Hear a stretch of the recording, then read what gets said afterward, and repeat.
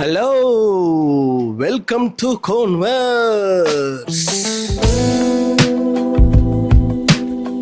ரொம்ப வருஷமாக இந்த போட்காஸ்ட் ஆரம்பிக்கணும்னு சொல்லி சக்ஸஸ்ஃபுல்லி எப்படியோ ஆரம்பிச்சிட்டேன். இதுக்கு முன்னாடி போட்காஸ்ட்னு சொல்லி பண்ணியிருந்தேன், ஆனால் ஒவ்வொன்றும் ஒவ்வொரு பேரில் வச்சு பண்ணிட்டு இருந்தேன். இதுக்கு முன்னாடி ஃபிலிம்ஸ் ஃபேக்ட்ரின்னு சொல்லி ஒன்று பண்ணியிருந்தேன். அதுக்கப்புறம் இந்த சேனலில் என்னோடய ஃப்ரெண்டு டேக் ஓவர் பண்ணி அவனோட டுட்டோரியல் வீடியோஸ் எல்லாம் போட்டுக்கிட்டு இருந்தான். அதுக்கப்புறம் திரும்ப நான் வாங்கினதுக்கப்புறம் என்னோடய லைஃப் டாக்குமெண்ட்ரி எல்லாம் போட்டுக்கிட்டு அப்போ அதோட பேர் கோன்வர்ஸ் இல்லை, கோன் எக்ஸு. இப்போ அதுக்கப்புறம் திரும்ப கோனுன்னு சொல்லி மாற்றினேன். இப்போ கோன்வர்ஸ் அப்படின்னு சொல்லிட்டு வந்திருக்கேன். இது ஒவ்வொரு டைமும் ஒவ்வொன்று பண்ணிகிட்டு இருந்துச்சு. ஆனால் இதில் எல்லா கண்டென்ட்லேயும் கான்ஸ்டண்ட்டாக இருந்த ஒரே ஒரு விஷயம் என்னென்னா சினிமா தான். ஸோ அந்த சினிமா தான் இப்போயுமே இருக்க போகுது. பட் என்னென்னா கொஞ்சம் கிளாரிட்டியாக, கொஞ்சம் ஹை குவாலிட்டியில், கொஞ்சம் நல்ல விதமாக இருக்கணும் அப்படின்றதுல தெளிவாக பார்த்து பொறுமையாக ஒன் பை ஒன் பர்ச்சேஸ் பண்ணி அப்கிரேட் பண்ணிக்கிட்டே வரும். இது விஷுவல் குவாலிட்டியில் மட்டும் கிடையாது, கண்டென்ட் குவாலிட்டிலையும் இருக்கணும் அப்படின்னு சொல்லிட்டு தான் பழைய வீடியோஸ் எல்லாமே மொத்தமாக நான் தூக்கி விட்டேன். அதனால இதுக்கு முன்னாடி ஃபிலிம்ஸ் ஃபேக்ட்ரியை சப்ஸ்கிரைப் பண்ணவங்க, அதுக்கப்புறம் கோனெக்ஸை சப்ஸ்கிரைப் பண்ணவங்க, கோனை சப்ஸ்கிரைப் பண்ணவங்கலாம் இப்போ கோன்வர்ஸுக்கும் சப்போர்ட் பண்ணி அதே ரெகுலராக பார்த்துக்கிட்டு இருப்பீங்க அப்படின்னு சொல்லிட்டு நம்புறேன். இது வரைக்கும் சப்போர்ட் பண்ணவங்க எல்லாருக்கும் நன்றி. இனிமேலும் சப்போர்ட் பண்ணுவீங்க அப்படின்னு சொல்லிட்டு நான் நம்புகிறேன். இன்றைக்கி நான் என்ன பேசணும்னு சொல்லி தோணுச்சு அப்படின்னா என்கிட்ட ரொம்ப நாளாக இருந்த ஒரு கொஸ்டின் ஒன்று. அது என்னன்னா, இதுக்கு முன்னாடி நம்ம க்ரியேட்டிவாக நிறையா விஷயங்கள் பண்ணிக்கிட்டு இருந்தோம், எழுதிக்கிட்டு இருந்தோம். பட் என்னன்னா இப்போ எதுவுமே நம்ம பண்ணவே முடியல. ஏன் அப்படின்ற மாதிரி ஒரு கொஸ்டின் எனக்குள்ளே இருந்துக்கிட்டே இருந்துச்சு. இது எனக்கு மட்டும் இல்லை, நிறைய பேர் என்னை ரெகுலராக ஃபாலோ பண்ணிக்கிறவங்களுக்கு தெரியும். ஃபஸ்ட்டு நான் என்ன இன்ட்ரடியூஸ் பண்ணிக்கிறேன். நான் அதை சொல்ல மறந்துட்டேன். என்னோடய பேர் கோன். நான் ஒரு பட்டிங் ஃபிலிம் மேக்கர். யூடியூப்பில் இண்டிபெண்ட்டாக ஒரு சில ஷார்ட் ஃபிலிம் பண்ணேன். அதுக்கப்புறம் அதை டெலீட் பண்ணேன். அதுக்கப்புறம் நாக் அவுட் அப்படின்ற ஒரு யூடியூப் சேனலில் எடிட்டராக ஒர்க் பண்ணேன். அதுக்கப்புறம் கண்டென்ட் ரைட்டராக ஒர்க் பண்ணேன். அதுக்கப்புறம் ஷார்ட் ஃபிலிம் டைரக்ட் பண்ண ஆரம்பித்தேன். அதுக்கப்புறம் ஒரு வெப் சீரிஸ் ஒன்று பண்ண ஆரம்பித்தேன். அதுக்கப்புறம் ஜியோ ஹாட்ஸ்டாரில் போலீஸ் அப்படின்ற ஒரு சீரீஸோட ஓஜி கிரியேட்டர். அது பண்ணிவிட்டு அதுக்கப்புறம் எல்பிடபிள்யூ அப்படின்றதுல ஒரு ஒன் ஆஃப் த டைரக்டராக ஒர்க் பண்ணிக்கிட்டு இருந்தேன். ஸோ இப்போ அடுத்த ப்ராஜெக்ட்டுக்கு எழுதிக்கிட்டு இருக்கேன். பட் இதுக்கு இடையில எனக்கு போட்காஸ்ட் பண்ணணும்னு ரொம்ப ஆசை. அது எனக்கு ரொம்பவே பிடிச்சிருக்கு. ஏன்னா எனக்கு கேமரா முன்னாடி உட்காந்து இப்படி பேசிக்கிறது ரொம்பவே கம்ஃபர்டபுளாக இருக்குது. வெளியே போய் பேசுகிறத விட இது ரொம்ப ஈஸியாகவும் இருக்குது. இப்போ மேபி இதை பார்த்துக்கிட்டு இருக்கேன். நீங்கன்னா ஒரு ஜட்ஜ்மெண்ட்டுக்கு வருவீங்க. ஆனால் அந்த கேமரா இருக்குல்ல, இது என்னை ஜட்ஜ் பண்ணவே பண்ணாது. அதனால் இது கூட ரொம்ப கம்ஃபர்டபுளாக இருக்குது. ஸோ அது போக இந்த மாதிரி சோலோ போட்காஸ்ட் பண்ணி இதுக்கு முன்னாடி நிறையா வீடியோஸ் பண்ணி அப்லோட் பண்ணியிருக்கேன். பட் ஆனால் இதுக்கப்புறம் அடிஷ்னலாக இந்த கோன்வர்ஸில் என்ன ஒரு ப்ளஸ்னால், அப்கிரேட் பண்ணியிருக்க ஒரு விஷயம்னா, இதோடு சேர்த்து என்னோடய ஃப்ரெண்ட் சர்க்கிள், அதுக்கப்புறம் சினி இண்டஸ்ட்ரியில் ஒர்க் பண்ணிக்கிட்டு இருக்க ஒரு சில ஆட்கள், அது இவங்க எல்லாரையுமே கூப்பிட்டு அவங்கக்கிட்டேருந்து நான் ஏதாவது ஒரு விஷயம் லேர்ன் பண்ணணும் அப்படின்னு சொல்லி ஒன்று தோணும்ல. அவங்களெலாம் இந்த கேமரா முன்னாடி உட்கார வச்சுட்டு நான் சில கொஸ்டின்ஸ்லாம் கேட்க போகிறேன். அதுக்கு அவங்களாம் பதில் சொல்கிறதெல்லாம் பொறுமையாக இருந்து பார்த்து அதுலேருந்து அப்சர்வ் பண்ணி என் லைஃப்பில் கொஞ்சம் அப்ளை பண்ணி பார்க்க போகிறேன். என்னோடய ப்ரொஃபஷனல் சைடும் அப்ளை பண்ணி பார்க்க போகிறேன். இதுதான் மேக்ஸிமம் பிளான். இது எனக்காக மட்டும் இல்லாமல் பார்க்குற உங்களுக்குமே அது யூஸ்ஃபுல்லாக இருக்கணும் அப்படின்றது தான் ஒரே மோட்டிவ். அவ்வளோதான். இது போக இன்கம் வரணும், மானிட்டைஸ் பண்ணணும் அப்படின்றது இருக்க தான் செய்யும். அது செகண்டரி. பட் கோன்வர்ஸ் அப்படின்றத ஒரு நல்ல பிராண்டாக ஆக்கிக்கணும் அப்படின்றதான் இதுக்கப்புறம் என்னோடய மெயின் மோட்டிவாக இருக்க போது. அதனால் உங்களுக்கு மேக்ஸிமம் எந்தளவுக்கு நல்ல கண்டென்ட்டை கொடுக்குறேனோ அந்தளவுக்கு இதுவும் ஒரு நல்ல பிராண்டாகும் அப்படின்றதான் என்னோட ஒரு ஆசை. இது போக நிறைய ஆசைகள்லாம் இருக்குது. அது எல்லாமே பின்னாடி ஒன் பை ஒன்றா சொல்லிக்கிட்டு இருக்கேன். இப்போ பேக் டு த டாபிக். முன்னாடி காலேஜ் படிக்கும்போது, ஸ்கூல் படிக்கும்போதெல்லாம் பயங்கரமாக க்ரியேட்டிவாக இருந்துக்கிட்டு இருந்தேன். நான் டெய்லி உட்காந்து எழுதிக்கிட்டு இருந்தேன், படிச்சுக்கிட்டு இருந்தேன். படிக்கிறதுனா சிலபஸை படிக்கிறது கிடையாது, கதை புக்கு, ஃபிக்ஷனல், நான் ஃபிக்ஷனல், இந்த மாதிரி தேடி போய் படிச்சுக்கிட்டு இருந்தேன். நிறைய படம் பார்த்தேன். ஸோ இந்த மாதிரி விஷயங்கள் எல்லாமே பண்ணிக்கிட்டு இருந்தேன் நான். இப்போ ரீசெண்ட் டைம்ஸில் பார்த்தீங்க அப்படின்னா பெருசாக எதுக்குமே மெனக்கடவே இல்லை, எதை பற்றியும் பெருசாக கற்றுக்கவும் இல்லை. பிரெயின் என்னன்னா ஒரு மாதிரி நமக்கு ஒருவேளை க்ரியேட்டிவிட்டி வரலையோ இல்லை போயிருச்சோ அப்படின்ற மாதிரி ஒரு செல்ஃப் டவுட்டோட அப்படியே இருந்துக்கிட்டே இருக்குது. ஸோ இதெல்லாம் ஏன்னு நிறைய கொஸ்டினாக அது எல்லாத்தையும் போட்டு உருட்டி அதுக்கு எனக்கு ஒரு சில ஆன்சர் கிடச்சிச்சு. அதை லைஃப்பில் அப்ளை பண்ணி பார்த்தா நல்லாவே ஒர்க் அவுட் ஆகுது. ஸோ அதனால் அதையும் உங்ககிட்ட சொல்லிக்கலாம் அப்படின்னு சொல்லிட்டு தான் இந்த போட்காஸ்ட், இந்த ஃபர்ஸ்ட் எபிசோட். இதுக்கு நான் இன்னும் டைட்டில் வைக்கலாம். அதனால் எனக்கு டைட்டில் நீங்கள் கேட்டாலும் எனக்கு தெரியாது. இதில் நான் புரிஞ்சுக்கிட்ட ஒரு விஷயம் என்னென்னா, நமக்கு ஏன் முன்ன இருந்த மாதிரி இப்போ க்ரியேட்டிவாக இருக்க முடியல அப்படின்னு சொல்லி பார்த்தீங்க அப்படின்னா, ஃபஸ்ட்டு விஷயம் டிஸ்ட்ராக்ஷன். இந்த டிஸ்ட்ராக்ஷன் எதுலேருந்து வருது அப்படின்னா, மெயினாக என் கண்ணுக்கு தெரிஞ்ச ஒரு விஷயம் மொபைலு. நான் அம்மாக்கெல்லாம் திட்டுவாங்க பார்த்துருக்கேன். அந்த ஃபோனை கையிலேயே வச்சுக்கிட்டு இருந்தானா அப்படித்தான், ஃபோனை வையி கீழே அப்படின்னு சொல்லுவாங்கல்ல. அதே மாதிரி தான் எனக்கு ஒரு சில விஷயம் தோணுச்சு. அது என்னன்னா ஃபோன் தான். இப்போ என்னையே நான் எக்ஸாம்பிளாக வச்சு சொல்கிறேன். இப்போ நான் காலேஜ் படிக்கும்போது பார்த்தீங்க அப்படின்னா எனக்கு என்டர்டெயின்மெண்ட்ற ஒரு விஷயம் வந்து பெருசாக கிடையவே கிடையாது. ஏன்னா அப்போ என் கையில் மொபைல் இருந்துச்சு. ஆனால் அப்போ இருந்த மொபைல் நான் காலேஜ் படித்தது பாஸ் அவுட் ஆகி வெளியே வந்தது 2014. ஸோ 2014 இருந்த மொபைல்ஸ் எல்லாம் நீங்கள் எடுத்து பாருங்களேன்.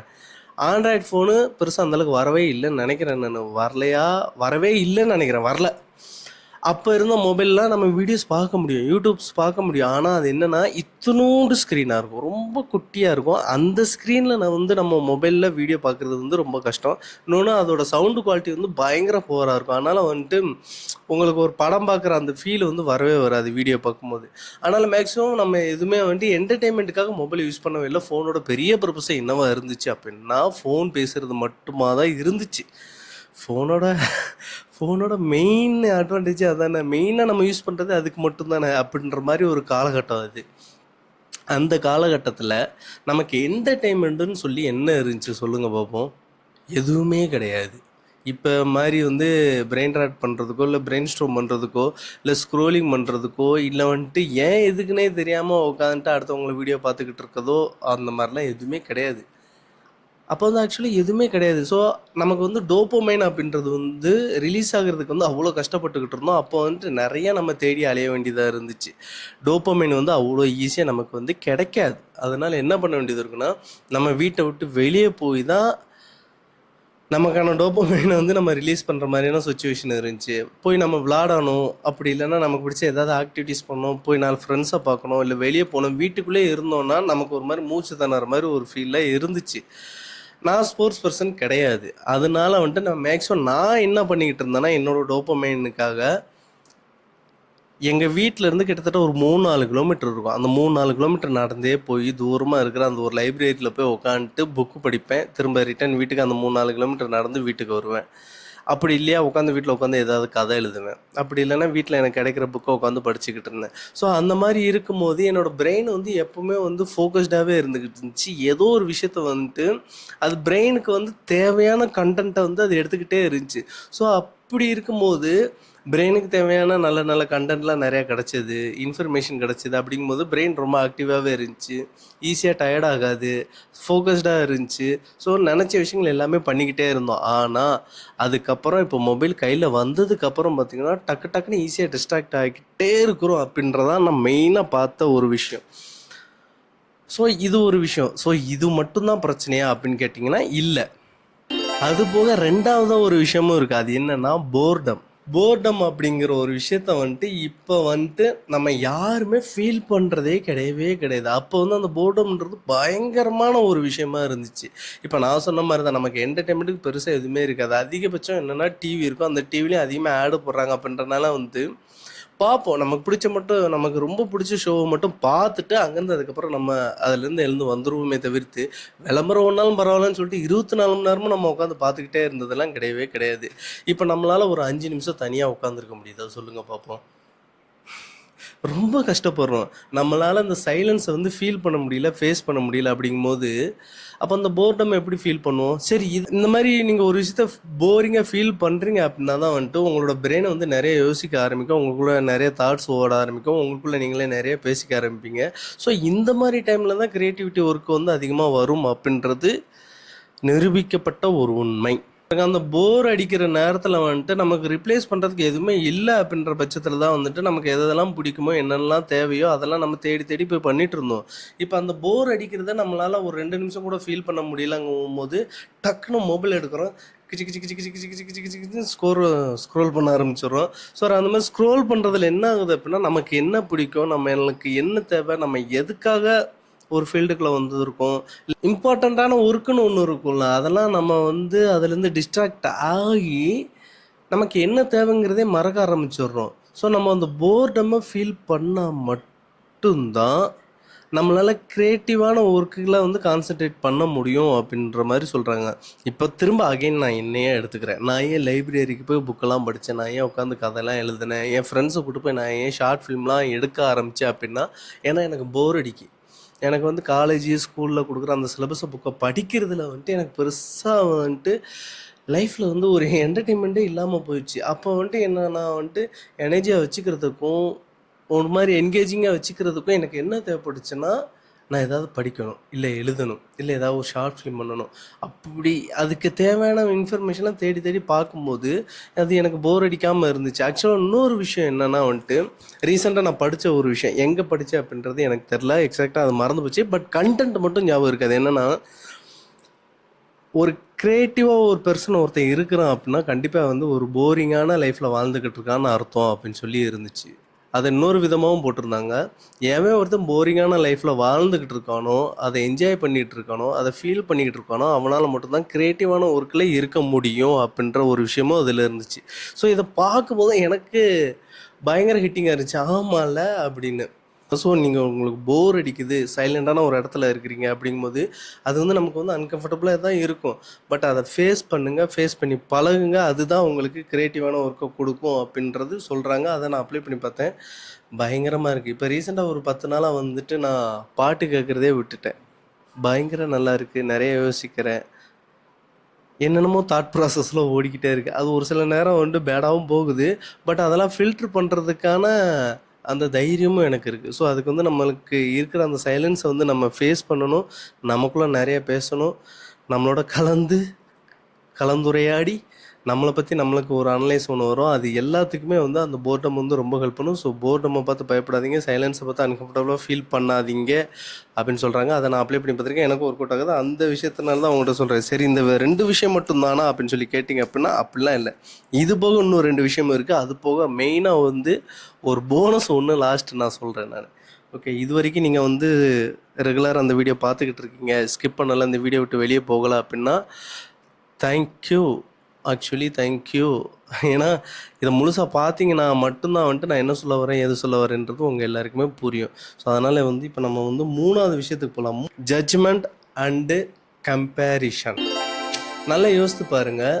நீங்கள் ஒரு ரைட்டராக இருக்கலாம், இல்லை டைரக்டராக இருக்கலாம், எடிட்டராக இருக்கலாம், இல்லை ஒரு மியூசிக் டைரக்டராக இருக்கலாம். அப்படி இல்லைன்னா ஒரு டிஓபியாக இருக்கலாம். நீங்கள் எந்த ஒரு கிராஃப்ட் இல்லைனாலும் சினிமாவில் இருக்கலாம். ஆனால் நீங்கள் பிகினிங்கில் உங்களுக்கு பிடிச்ச கிராஃப்டை நீங்கள் கற்றுக்க ஆரம்பிக்கும் போது, அதுக்கான இன்ஃபர்மேஷன் நீங்கள் கேதர் பண்ண ஆரம்பிக்கும் போது, அதுக்காக நீங்கள் ஒர்க் அவுட் பண்ணும்போது, ப்ராக்டிஸ் பண்ணும்போது, நீங்கள் எந்த ஒரு பயமும் இல்லாமல், கூச்ச நாச்சமும் இல்லாமல் உங்களுக்கு பிடிச்ச விஷயத்த நீங்கள் பண்ணிக்கிட்டே இருந்திருப்பீங்க. அதில் வந்து தப்பாக போயிருமோ, இல்லை ரொம்ப மோசமாக போயிட்டால் யாராவது திட்டுவாங்களா அப்படின்ற மாதிரி எந்த ஒரு பயமுமே இருக்காது. இப்போ நான்லாம் வந்து பிகினிங்கில் கதை எழுத ஆரம்பிக்கும்போது அது நல்லா இருக்கா இல்லையா அப்படின்றதெல்லாம் எனக்கு தெரியல. நான் ஃபஸ்ட்டு எழுதின கதைனா எனக்கு தெரிஞ்சு கல்கின்னு சொல்லிட்டு ஒரு கதை. அதாவது இந்த கல்கின்றத கடவுள் தான் வந்து அடுத்து இந்த கலியுகத்தை வந்து அழிவுலேருந்து காப்பாற்றுவார் அப்படின்ற மாதிரி ஒரு மித்து ஒன்று இருக்கும். அதை வச்சு கல்கின்னு சொல்லிட்டு நான் ஒரு சூப்பர் ஹீரோ ஒன்று கிரியேட் பண்ணேன். ஸோ அந்த ஹீரோ வச்சு நான் எழுதுனது தான் ஃபஸ்ட்டு கதை எனக்கு தெரிஞ்சு. ஆமாம், எனக்கு தெரிஞ்சு அதுதான் நினைக்கிறேன், நான் ஸ்கூல் படிக்கும்போது. ஸோ அந்த கதையில் பார்த்தீங்கன்னா எனக்கு நான் பார்த்த படங்கள், நான் படித்த கதைகள், அது எல்லாமே வந்துட்டு அதுக்குள்ளே இருந்துச்சு. ஏன் எனக்கு வந்து சின்ன வயசில் வந்துட்டு எனக்கு வந்து இவரை பிடிக்கும், விவேக். அவரோட காமெடி சென்ஸு அந்த மாதிரி விஷயங்கள்லாம் எனக்கு பிடிக்கும். அவரோட பாடி லாங்குவேஜ் இது வந்துட்டு எனக்கு அப்போ வந்துட்டு தனியாக புதுசாக தெரிஞ்சுச்சு. ஸோ அது எனக்கு பிடிக்கும். அதனால அவர் ஒரு கேரக்டர் பேசுகிற டயலாக்கு, அந்த மேனர்ஸும் எல்லாமே வந்துட்டு நான் அப்படியே விவேக் எடுத்து அங்கே வச்சு ப்ளேஸ் பண்ணி இது பண்ணுறேன். அந்த கேரக்டர் வந்துட்டு hi hi hi hi hi hi hi அப்படின்னு தான் இருக்கும். ஏன்னா விவேக் வந்து நிறைய படத்தில் அப்படி தான் வருவார். ஸோ அந்த மாதிரியான நிறையா விஷயங்கள், பார்த்த விஷயங்கள் எல்லாமே அதில் இருந்துச்சு. இது வந்து நான் இன்ஸ்பயர் பண்ணி எழுதுனதுன்னு சொல்லலை, டிட்டோவாக அப்படியே இருந்துச்சு. ஏன்னா நான் பார்த்த ஒரு சூப்பர் ஹீரோ சீரியல், அது என்ன சீரியல்ன்றது மறந்து போச்சு. அதில் வந்து ஒரு டைலாக் ஒன்று இருக்கும். அந்த சூப்பர் ஹீரோ வந்து மொட்டை மாடியில் நின்றுக்கிட்டு இருப்பான். அந்த சீரியலுமே பேட்மேனை பார்த்து தான் காப்பி அடிச்சிருப்பாங்க. அவன் மொட்டை மாடி நின்றுக்கிட்டு இருப்பான். நிற்கும் போது பார்த்துட்டு சொல்லுவான், இன்னும் இந்த சிட்டி வந்து ரொம்ப அமைதியாக இருக்குது, அமைதி தான் என்றைக்குமே ஆபத்து அப்படின்னு சொல்லி ஒரு டைலாக் இருக்கும். அந்த டைலாக் மூமெண்ட்டு நான் அப்படியே அந்த கதையில் எழுதி வச்சுருந்தேன். ஸோ அந்த மாதிரி பிகினிங்கில் எழுதும்போது வந்துட்டு இது தப்பா ரைட்டா, யாராவது கலாய்ச்சிருவாங்களா, நல்லா இருக்கா நல்லா இல்லையா, அந்த மாதிரி எதுவுமே நமக்கு தெரியாது. நமக்கு பிடிச்ச மாதிரி ஜாலியாக எழுதிக்கிட்டே இருப்போம். இது வந்து பிகினிங்கில் இருக்கும். ஆனால் ஒரு ஸ்டேஜுக்கு அப்புறம் நம்ம வளர இதுதான் நம்மளோட ப்ரொஃபஷ்னல், இதுதான் நம்ம லைஃபு அப்படின்னு சொல்லி டிசைட் பண்ணிட்டு அடுத்த ஒன்று போகும்போது, இப்போ நான் எழுதுகிற கதையை அந்த மாதிரி எழுதுறேனான்னு கேட்டேன்னா இல்லை. எனக்கு ஒரு மாதிரி பயம் ஒன்று இருக்குது. இப்போ நான் எழுதுகிற கதை நல்லா இருக்குவா, நல்லா இல்லையா, இல்லை ப்ரொடியூசர் என்ன சொல்லுவாங்க, இல்லை கலாய்ச்சிருவாங்களா, இல்லை ஆடியன்ஸ் கலாய்ச்சிருவாங்களா, எப்படி இது பண்ணுறது. இப்போ இந்த ஒரு கதையை எழுதிட்டோம்னா இந்த ப்ரொடியூசர்கிட்ட நம்ம எப்படி பேசி அவர்கிட்ட ஓகே வாங்குறது, இல்லை ஒரு ஆக்டர்கிட்ட எப்படி சொல்லி அந்த அவரை கன்வின்ஸ் பண்ணி இந்த ப்ராஜெக்டுக்குள்ளே கொண்டு வருது. ஸோ இந்த மாதிரி நிறைய விஷயங்கள் வந்து மைண்டில் ஓடிக்கிட்டே இருக்கும். இதுக்கெல்லாம் என்ன காரணம்னு கேட்டோம்னா வேலிடேஷன். வேலிடேஷன் கிரைசிஸில் வந்து நம்ம மாட்டிக்கிட்டு இருக்கோம்னு தான் அர்த்தம். ஏன்னா பிகினிங்கில் வந்து நமக்கு யாருமே வேலிடேஷன் கொடுக்க வேண்டிய அவசியமே இல்லை. நம்ம ஒரு கதை எழுதுவோம், அதை வந்து யார்ட்டையுமே நம்ம காட்டியிருக்க மாட்டோம், ஏன் படிக்க கூட விட்டுருக்க மாட்டோம். அந்த நோட்டே கூட எங்கேயோ ஒரு இடத்துல ஒளிச்சு வச்சுருந்துப்போம், நான்லாம் ஒளிச்சு வச்சுருந்துருக்கேன். ஸோ அப்போ வந்து நமக்கு வந்து வேலிடேஷன் தெரியல, தேவைப்படலை. ஏன்னா எனக்கு கதை எழுதுறது பிடிச்சிருக்கு, நான் எழுதுறேன், பின்னே நான் பெரிய டைரக்டர் ஆவேன், பெரிய ரைட்டர் ஆவேன் அப்படின்னு சொல்லிட்டு அந்த ட்ரீம் மட்டுமே இருந்துகிட்டு இருந்துச்சு தவிர்த்து வேலிடேஷன் அப்படின்ற ஒரு விஷயத்த ஃபேஸ் பண்ணால் அப்போ பயந்தோம், இப்பயும் பயந்துக்கிட்டு இருக்கோம். அதுதான் உண்மை. ஸோ அந்த வேலிடேஷன்ன்றது வந்துட்டு நமக்கு கரெக்டாக கிடைக்கல, நான் என்ன பண்ணுறது, ரிஜெக்ட் ஆகிட்டா என்ன பண்ணுறது, வளர முடியாமல் போயிட்டா என்ன பண்ணுறது அப்படின்ற மாதிரி ஒரு பயம் இருந்துக்கிட்டே இருக்கும். அதனால நமக்குள்ளே நம்மளே வந்துட்டு பேசி பேசி வந்து ஒரு மாதிரி கம்பேர் பண்ணிக்கிட்டே இருப்போம். நமக்கு அப்போ ரொம்ப பிடிச்ச டைரக்டர்ஸ்லாம் இப்போ வந்துட்டு அவங்க இப்படி எழுதுறாங்க, நம்ம இப்படி எழுதிக்கிட்டு இருக்கோம் பார்த்திருக்கா. அந்த மாதிரி நம்மளுக்கு நம்மளே ஒரு செல்ஃப் டவுட்டும் ஒன்று இருந்துக்கிட்டே இருக்கும். ஸோ அதனால் நம்ம எழுதுகிற கதைகளை வந்து தைரியமாக வெளியே கொண்டு போய் விடணும், பேசணும். அது வந்து வெளியே விளாட விட்டு பார்க்கும்போது சுற்றி ஒரு 4 பேர் அந்த விளாட்றத குழந்தைய பார்த்துட்டு கலாய்ப்பாங்கள்ல, பேசுவாங்களே, கமெண்ட் அடிப்பாங்களே, அந்த கமெண்ட் எல்லாத்தையும் காதில் வாங்கிட்டு தான் வந்து நம்ம திரும்ப ரீஅரேஞ்ச் பண்ண முடியும். அப்படி இல்லை, நமக்கு வந்து அந்த வேலிடேஷன் கிரைசிஸில் மாட்டிக்கிட்டு அந்த ஒரு பயம் நமக்கு இருந்துக்கிட்டே இருக்குது அப்படின்னா லைஃப் லாங் வந்துட்டு நம்மளோட கதையை வந்து அடுத்த கொண்டு போகவே முடியாது. ஸோ நம்ம பிகினிங்கில் ஜாலியாக பண்ண மாதிரி இப்பயும் ஜாலியாக பண்ணணும். ஆனால் பிகினிங்கில் நம்மளுக்கு வேலிடேஷன் தேவைப்படல, இப்போ தேவைப்படுது அப்படின்ற ஒரு பயம் வச்சுக்கிறோம். ஆனால் உண்மையிலேயே சொல்லப்போனால் இப்போயும் நமக்கு வேலிடேஷன் தேவையில்லை. நம்ம எழுதுகிற கதையை ரொம்ப மாறலோடு எழுதுனா போதும், யாருக்காக எழுதுகிறோன்னு தெரிஞ்சால் போதும், எந்த ஆடியன்ஸுக்கு எந்த பிளாட்ஃபார்முக்கு எழுதுகிறோம் அப்படின்றது தெரிஞ்சுக்கிட்டு அந்த மாரல் எத்திக்ஸை ஃபாலோ பண்ணாலே போதும், எல்லாருக்கும் கண்டிப்பாக பிடிக்கும் அப்படின்ற ஒரு கான்ஃபிடென்ட்டோடு நம்ம எழுதணும் அப்படின்றது தான் நான் புரிஞ்சுக்கிட்ட ஒரு விஷயம். நான் இது போக போனஸாக ஒன்று சொல்கிறேன்னு சொன்னேன் பத்திரிக்கை, அது என்னென்னா இன்னசென்ஸ். ஒரு கிரியேட்டருக்கு இன்னசென்ஸுங்கிறது ரொம்ப ரொம்ப முக்கியம். இப்போ எக்ஸாம்பிளுக்காக சொல்கிறேன், பிகினிங்கில் நம்ம கதை எழுதும் போது வந்துட்டு நமக்குள்ளே ஒரு இன்னசென்ஸ் ஒன்று வந்திருக்கும். நல்லா யோசிச்சு பாருங்கள், நீங்கள் பேனாவை பிடிச்சி உங்களோட ஃபஸ்ட்டு கதை எழுதும்போது உங்களுக்குள்ளே ஒருத்தர் இருந்திருப்பான். அது ஒரு குழந்த மாதிரி ஒரு மனசாக இருந்திருக்கும். அப்படி ஒரு வெள்ளந்தியான ஒரு மனசாக உட்காந்து கதை எழுதியிருந்திருப்பீங்க. அந்த இன்னசென்ஸு இப்போ இருக்குதா அப்படின்னு சொல்லி பார்த்தீங்கன்னா கண்டிப்பாக இருக்கவே இருக்காது. ஸோ ஒரு கிரியேட்டராக நம்ம எல்லாருமே பண்ண வேண்டிய ஒரு விஷயம் என்னென்னா வந்துட்டு நமக்குள்ளே இருக்கிற அந்த நமக்குள்ளே இருக்கிற அந்த இன்னசென்ஸ் இருக்குல்ல, சாரி கொஞ்சம் எமோஷனல் ஆகிட்டேன், அந்தளவுக்கு எமோஷனலாக இருக்க ஒன்றும் இல்லை, பட் பழைய மெமரிஸ் வந்து ஒரு சில விஷயம் வந்து ஹிட் ஆகுது, வேறு ஒன்றும் இல்லை. ஸோ நமக்குள்ளே இருக்கிற அந்த இன்னசென்ஸ் இருக்குது பார்த்திரிக்கா, அதை சாகாமல் ரொம்ப பாதுகாத்து பத்திரமா வச்சுக்கணும். அப்போ தான் வந்துட்டு ஒரு கிரியேட்டர் வந்துட்டு அதே எனர்ஜியோட, அதே என்ஜாய்மெண்ட்டோட, அதே லவ்வோட பிகினிங்கில் ஒரு கதையை ஃபஸ்ட்டு கதையை நம்ம எப்படி எழுதணுமோ அந்த மாதிரி இப்போ வரைக்கும் நம்மளால் எழுத முடியும். அப்படின்னா அதுக்கு மெயினாக பண்ண வேண்டிய ஒரு விஷயம் என்னென்னா அந்த இன்னசென்ஸை வந்து சாகாமல் பார்த்துக்கணும். ஏன்னா நீங்கள் பார்த்து வளர்ந்த உலகம் ஒரு மாதிரி இருக்கும், இப்போ நீங்கள் வாழ்ந்துக்கிட்டு இருக்க உலகம் ஒரு மாதிரி இருக்கும். ஸோ அப்படி இருக்கும்போது இந்த சொசைட்டியில் இருக்கிற ஒரு சில விஷயங்கள், அப்புறம் ஒரு சில மனுஷங்க, அப்புறம் இந்த சினிமாவில் இருக்கிற அந்த பிஸ்னஸ் மாடல், இது எல்லாமே சேர்ந்து உங்களை ஒரு சில நேரங்களில் உங்களுக்குள்ளே இருக்கிற அந்த இன்னசென்ஸை வந்து பிரேக் பண்ணும், கில் பண்ண ட்ரை பண்ணும். அந்த மாதிரி டயத்துலலாம் கரெக்டாக அதை நம்ம ஃபேஸ் பண்ணி நமக்குள்ளே இருக்க இன்னசென்ஸ் வந்து சாகாமல் அப்படியே வச்சுருந்தோன்னு வச்சுக்கோங்களேன், கிரியேட்டர் ப்ளஸ் இன்னசென்ஸோடு சேர்ந்து இருக்கும்போது ஒரு க்ரியேட்டிவிட்டி ஒன்று வரும்ல, அது வந்து அவ்வளோ ஸ்ட்ராங்காக இருக்கும். அது வந்து அவ்வளோ ஈஸியாக யாராலும் பிரேக் பண்ண முடியாது. அந்த மாதிரி வர்ற க்ரியேட்டிவிட்டிக்கு வந்து சாவே கிடையாது. இது நான் புரிஞ்சுக்கிட்ட ஒரு விஷயம். ஸோ இந்த 4 பாயிண்ட் தான் வந்துட்டு மேக்ஸிமம் நான் ஃபீல் பண்ண ஒரு விஷயம். முன்னாடி நல்லா ஆக்டிவாக க்ரியேட்டிவாக ஒர்க் பண்ணிக்கிட்டு இருந்தவன் இப்போயே என்னால் பண்ண முடியலன்னா எனக்கு வந்து ஃபோக்கஸ், அதாவது டிஸ்ட்ராக்ஷன் இருக்குது. அது எதனாலனா ஃபோனால், அந்த என்டர்டெயின்மெண்ட்டாக, அந்த ஒரு விஷயனால. இன்னொரு விஷயம்னா போர் அடிக்கிறத வந்து ஃபேஸ் பண்ண முடியல. சைலண்டாக ஒரு இடத்துல இருக்கும்போது அது அன்கம்ஃபர்டபுளாக ஃபீல் ஆகுது. அதை பிரேக் பண்ணிட்டு வெளியே வரணும். 3வது இருக்கிற விஷயம்னா நம்மளுக்கான வேலிடேஷன் அப்படின்ற ஒரு விஷயத்த நினச்சி பயப்படவே கூடாது. இது ரிஜெக்ட் ஆகிட்டா என்ன பண்ணுறது, இல்லை அக்செப்ட் பண்ணிக்கலன்னு என்ன பண்ணுறது, ஓகே ஆகலைன்னு என்ன பண்ணுறது, நம்ம லைஃபே முடிஞ்சிருமோ அப்படின்ற மாதிரி நினைக்க வேண்டாம். 4வது விஷயம் என்னென்னா, நமக்குள்ளே இருக்கிற அந்த இன்னசென்ஸ் இருக்குல்ல, அது எப்பவுமே வந்துட்டு சேஃபாக பாதுகாத்து வச்சுக்கணும். அது இருக்கிற வரைக்கும் நமக்கான கிரியேட்டிவ் மைண்டு வேலை பார்த்துக்கிட்டே இருக்கும்.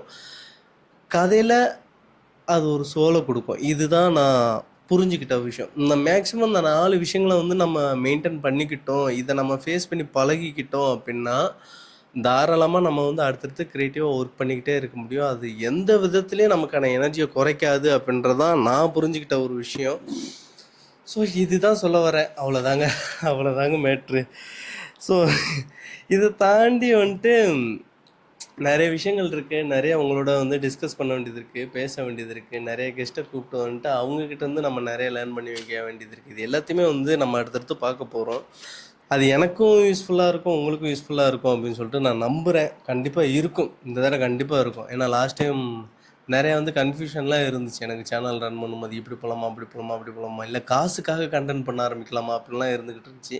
இப்போயும் அஃப்கோர்ஸ் வந்து காசுக்காக தான் இது பண்ண போகிறேன். ஏன்னா மோட்டிவ் இல்லை அப்படின்னா அதில் வேலை பார்க்குறதுக்கு இன்ட்ரெஸ்டே இருக்காது. கடமை செய் பலனை எதிர்பார், அதுதான் உண்மை. இது கடமை செய்யும்போது அதுக்கான பலன் வந்தால் தான் திரும்ப திரும்ப நம்மளோட கடமை செய்கிறதுக்கான அந்த இன்ட்ரெஸ்ட் வரும். இல்லைன்னா அதோட வீரியம் குறைஞ்சிரும். அதனால் வந்து கண்டிப்பாக எனக்கு காசும் வேணும், அதே நேரத்தில் நல்ல கண்டென்ட்டும் வேணும், எனக்கும் புதுசாக ஏதாவது ஒரு லேர்னிங் வேணும், அதை உங்ககிட்டையும் கொடுக்கணும் அப்படின்றதான் வந்துட்டு இனிமேல் கோன்வர்ஸ் ரேடியோட மெயினான மோட்டிவாக இருக்க போகுது.